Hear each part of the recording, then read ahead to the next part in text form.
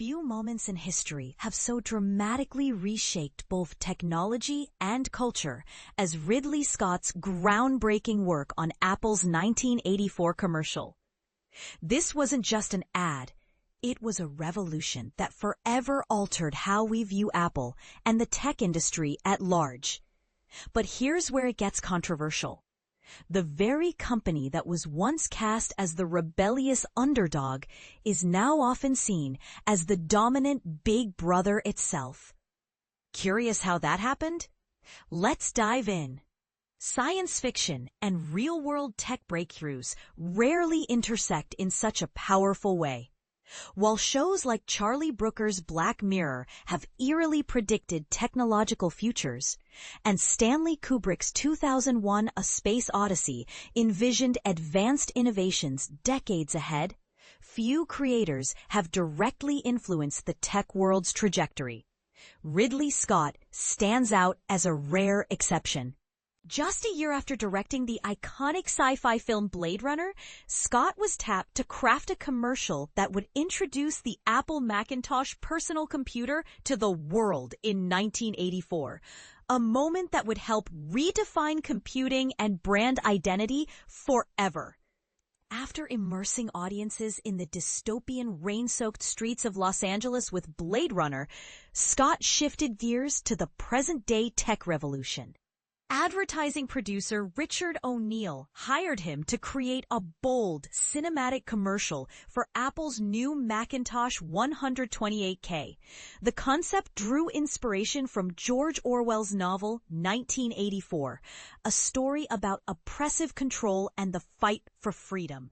A perfect metaphor for Apple's challenge against the tech giant IBM. At the time, IBM was the unquestioned titan of the computing world. In 1984, IBM's revenue hit a staggering $46 billion, which would be roughly $137 billion today. They were the Goliath, the big brother looming over the industry. While Apple was the scrappy David trying to disrupt the status quo. Steve Jobs, Apple's visionary CEO, captured this sentiment perfectly during Apple's 1983 keynote, declaring that Apple was the only company capable of challenging IBM's dominance. The decision to frame IBM as a dystopian villain in the commercial was daring, even surprising to Scott himself. In an interview with the New York Times, he expressed amazement that the advertising agency had the courage to base a commercial on such a highbrow literary work, especially one that never actually showed the product or explained what it did.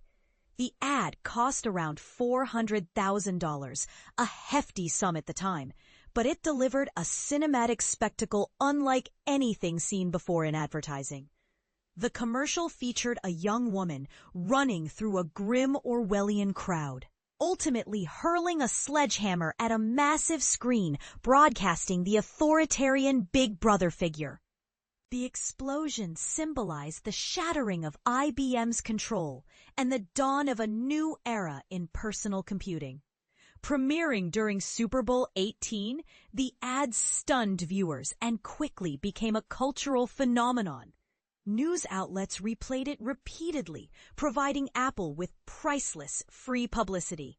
However, the ad didn't instantly catapult Apple to the top of the tech world.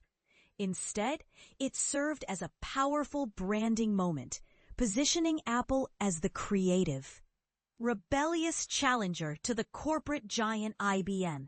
It helped establish Apple's identity as a company that pushed boundaries and embraced innovation with style and attitude. Ridley Scott's influence on advertising extends far beyond this single commercial.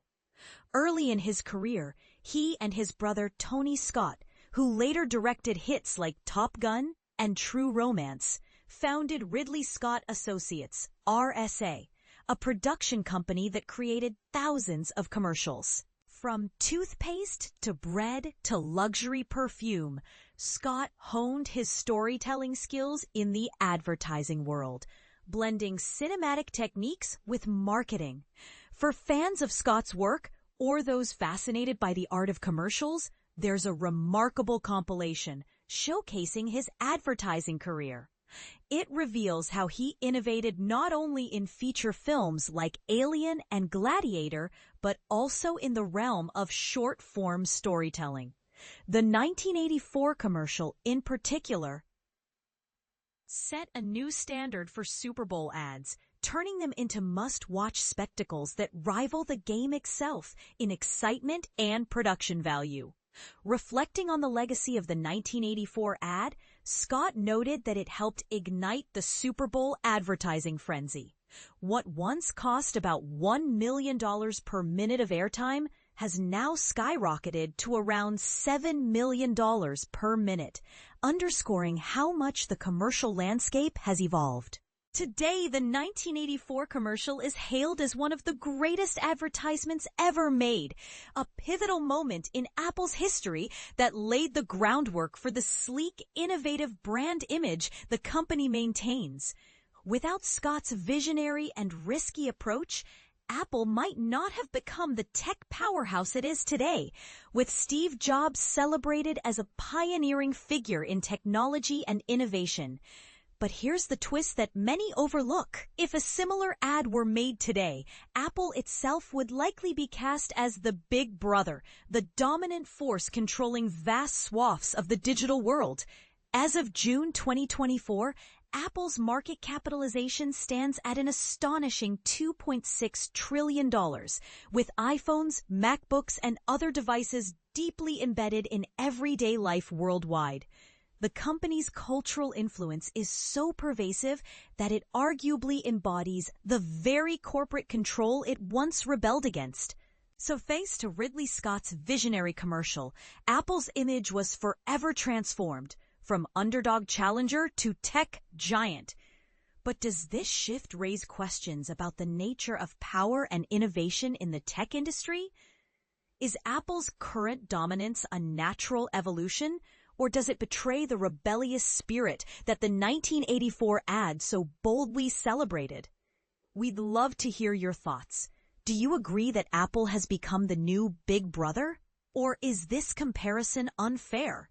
Share your opinions and join the conversation.